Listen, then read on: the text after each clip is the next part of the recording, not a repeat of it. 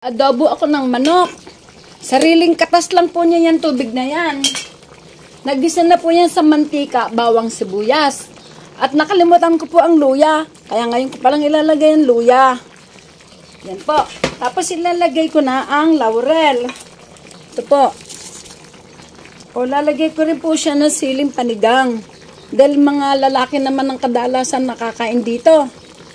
Ayan, malalaki na sila. Kaya pwede na po yan. Siling panigang. Tsaka, ala na po akong basag na paminta. Kaya durog na paminta na lang.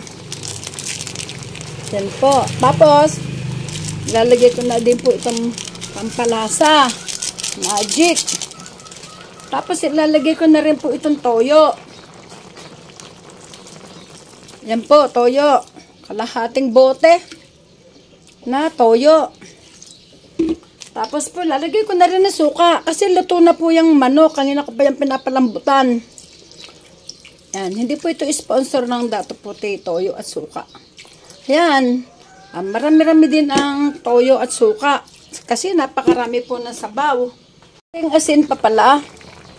Yan. Sariling katas niya yan. Hindi ko yan tinubigan. At nagmamantika ang sabaw. Nagmamantika na po, oh. Hindi ka naman po yan tinubigan. Ayan. Tinikman ko na po. Konting asin na lang ang kulang.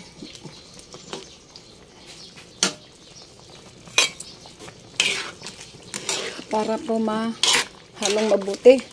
Pero alam ko luto na to. Okay na to.